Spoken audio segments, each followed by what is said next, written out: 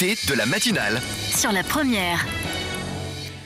Bonjour Thierry Santa. Bonjour. On l'a dit, la prolongation des restrictions d'entrée en Nouvelle-Calédonie et de sortie s'est prolongée jusqu'au 27 mars 2001. Pourquoi cette date aussi lointaine ? La volonté du gouvernement collégial hier a été de donner de la perspective aux Calédoniens. Le dispositif donc, qui a été décidé permet de programmer tous les vols à destination ou au départ de Nouvelle-Calédonie jusqu'au mois de mars donc de l'année prochaine, de manière à ce que chacun puisse organiser les choses en conséquence. C'est vraiment l'objectif premier qui a été celui du gouvernement de la Nouvelle-Calédonie. J'ai insisté à cette occasion sur le rappel que nous sommes encore en situation de crise sanitaire.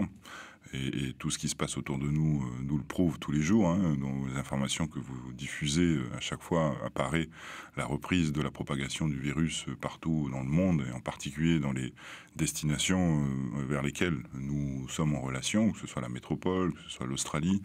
Demain, on va également faire des vols vers la Polynésie française et le Vanuatu, pour faire en sorte que les Calédoniens puissent malgré tout se déplacer et satisfaire aux urgences familiales, sanitaires, financières, économiques auxquelles ils font face partout dans le monde. Mais ça a été l'occasion pour moi de rappeler à nos compatriotes que cette situation de crise que nous vivons encore aujourd'hui nous incite à être responsables et à faire en sorte que les voyages d'agrément, les voyages de vacances ne sont pas à l'ordre du jour. On reste dans des gestions de situations d'urgence pour le bien des Calédoniens en général et pour que la Calédonie puisse continuer à fonctionner normalement comme c'est le cas aujourd'hui. On a cette chance, on fait partie des 10 seuls pays au monde qui sont Covid-free. Il faut que les auditeurs le sachent. Et cette chance-là, c'est bien l'effort collectif qui a été le nôtre. Quand je dis collectif, c'est institutionnel, l'État, mais surtout les Calédoniens, qui ont permis d'atteindre cet état de sécurité sanitaire qui est le nôtre. Et donc, je leur demande à nouveau de continuer à faire ces efforts pour que nous puissions continuer à vivre comme nous vivons aujourd'hui ici en Nouvelle-Calédonie. Et quelle réponse vous formulez aux Calédoniens qui parlent de prise d'otages, qui disent que c'est pas la bonne stratégie et qu'il faut laisser circuler le virus pour qu'on s'immunise tous ? Je leur explique qu'on a hélas la particularité dans le Pacifique et en particulier en Nouvelle-Calédonie d'avoir des populations fragiles, peut-être plus qu'ailleurs, avec ce qu'on appelle des facteurs de comorbidité importants, c'est-à-dire du diabète, des problèmes cardiaques, qui font que si par malheur le virus s'introduit en Nouvelle-Calédonie, le risque est plus important d'avoir des malades, des vrais malades importants, enfin en réanimation, voire des décès.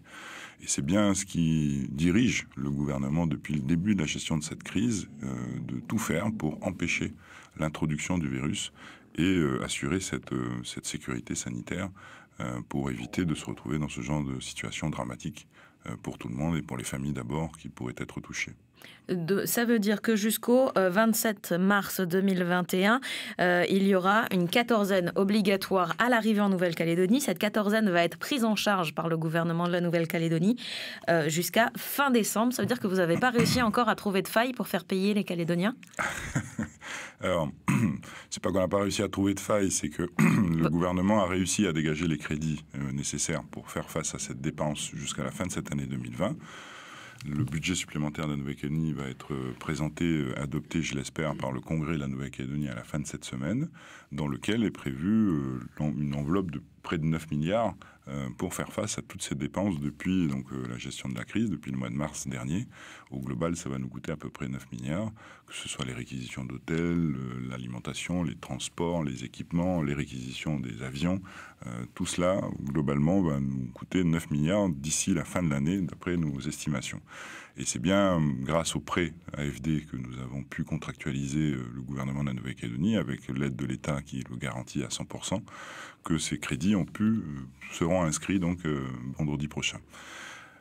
On a cette capacité jusqu'à la fin de l'année 2020. La question se reposera pour l'exercice 2021, au moment de la préparation du budget primitif de l'année 2021. Et la question sera mise à nouveau sur la table d'une facturation éventuelle de cette quatorzaine en fonction de nos capacités financières qui seront déterminées à ce moment-là. Ça reste l'objectif du gouvernement de la Nouvelle-Calédonie à terme de faire payer la quatorzaine ? C'est pas un objectif, ça sera plutôt lié à une contrainte, je le répète, financière. Si on n'a pas d'autre choix, on utilisera ce dispositif, sachant que l'objectif surtout c'est d'éviter l'introduction du virus. Et la seule façon aujourd'hui de l'éviter, même si on reste vigilant de toutes les autres méthodes utilisées dans le monde, notre direction des affaires sanitaires et sociales continue à être en veille scientifique. Aujourd'hui, c'est le dispositif le plus efficace qui permet d'éviter cette introduction. Donc l'objectif du gouvernement, c'est celui-là. Avant tout, autre chose. Et face à cet objectif, ça suppose des financements. Et en fonction de nos capacités financières, je répète, on verra si, à partir du mois de janvier, on facture la quatorzaine aux Calédoniens ou pas. À 7h08, vous êtes bien sur la première. Je rappelle l'invité de la matinale. Ce matin, nous sommes avec le président du gouvernement, Thierry Santa. Le standard est ouvert. Vous pouvez dès à présent poser toutes vos questions au 258 258. Charlotte Mestre. Thierry Santa, on parlait du financement. On l'a compris, pour l'instant, c'est financé par le prêt auprès de l'AFD.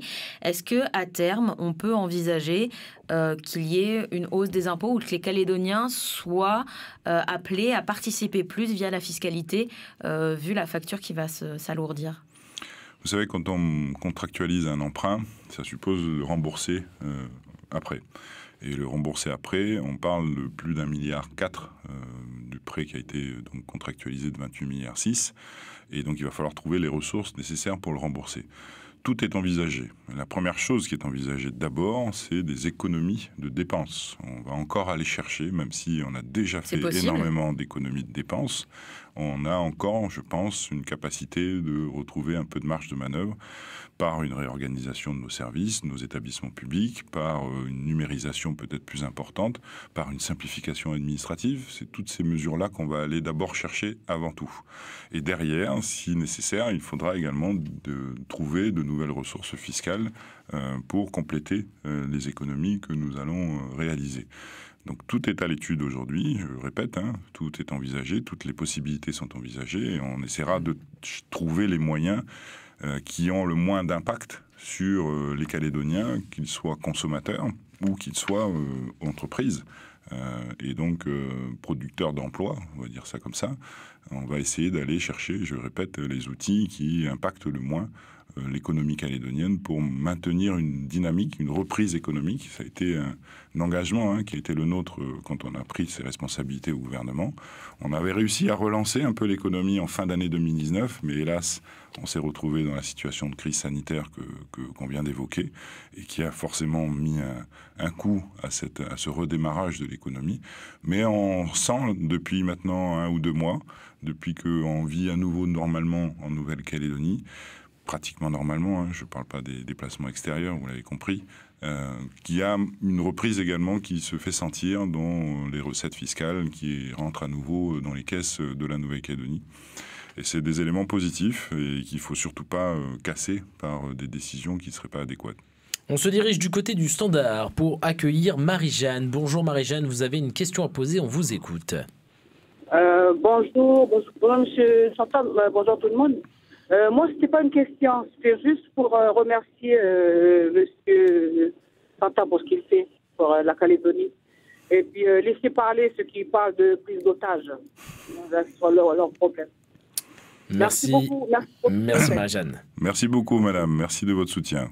L'inquiétude des Calédoniens, on l'a vu par le passé au moment des premières mesures au début de l'année où les coutumiers notamment s'inquiétaient de l'arrivée en masse de la population. Elles sont toujours présentes, elles vous inquiètent toujours ? Je pense que tout ce qui a été mis en œuvre depuis maintenant plusieurs mois a démontré à chacun que l'efficacité de tout ce dispositif et a permis de rassurer tous les acteurs qui ont participé à la mise en œuvre de tout ce dispositif. Peut-être même un peu trop, quelque part, puisque on ressent une forme de relâchement un peu de la part de nos compatriotes. Et c'est tout l'intérêt et l'importance donc du discours qui est le mien aujourd'hui, de rappeler aux Calédoniens, je le disais tout à l'heure, que nous sommes encore en crise, qu'il faut rester vigilants, que j'ai confiance en eux, mais qu'ils ne perdent pas cette vigilance, parce que c'est grâce à cela qu'on va maintenir la situation qui est la nôtre aujourd'hui assez exceptionnelle. On se retourne une nouvelle fois du côté du Standard. Une autre question. Cette fois-ci, nous allons accueillir Jaco. Bonjour Jaco. Bonjour, ça va bien, David, ça va bien, monsieur Santa, bonjour à vous. Bonjour. Bonjour, voilà, moi j'aurais une question, là, comme vous dites, vous avez fait l'emprunt au niveau de la France pour nous aider. Voilà, le problème c'est que moi je vais pas, moi j'ai rien touché de tout ceci. Les plus grandes entreprises qu'il y a ici en Calédonie, c'est eux qui ont bénéficié de ça. Pourquoi le petit Calédonien maintenant il va aider alors que j'ai rien eu moi? Merci Jaco Voilà. pour votre question. Merci, bonne journée. Thierry Santa. Oui, merci monsieur pour votre question, parce que ça me permet de dire que cet emprunt, au-delà des frais d'organisation, des mesures d'entrée en Nouvelle-Calédonie que j'ai évoquées tout à l'heure, ça a surtout permis de faire face aux dépenses de chômage partiel particulières, des mesures de chômage partiel spécifiques que le gouvernement a pris pour permettre aux Calédoniens de passer cette crise dans les conditions les plus favorables. Chômage partiel qui, exceptionnellement, a été augmenté jusqu'à 80% du salaire, ce qui n'est pas le cas dans le dispositif classique. Ça a permis de prendre en charge les pertes fiscales que nous avons constatées. Il y a eu forcément un ralentissement de l'économie pendant les 2 mois de crise intense au départ de la situation. Ça a permis de compenser les pertes sociales, de cotisations sociales liées justement à ce ralentissement économique. Ça a permis de compenser le déficit du RUAM de cette année 2020, qu'on avait prévu de compenser par des mesures justement fiscales nouvelles dans le plan de redressement que j'avais présenté en fin d'année dernière. C'est tout ça que ça a permis. Et ça a bénéficié à tous les Calédoniens. Peut-être que vous ne vous rendez pas compte personnellement, mais je vous garantis que tout ce dispositif a permis de passer cette crise de manière la moins impactante, et qui a permis à l'économie calédonienne et donc aux Calédoniens, aux salariés calédoniens, de pouvoir continuer à vivre décemment dans leurs foyers respectifs. Justement, vous parliez des aides. Qui dit prolongation de la fermeture des frontières, si on peut appeler ça comme ça, dit toujours un tourisme atone avec des entreprises touristiques qui sont en difficulté. Ça veut dire que les aides à ces entreprises vont être poursuivies jusqu'au 27 mars ? Effectivement, ça a été. Alors, jusqu'au 27 mars. Là, on a pris la décision de les poursuivre encore 3 mois de plus. Ça fait aussi l'objet d'une décision hier du gouvernement.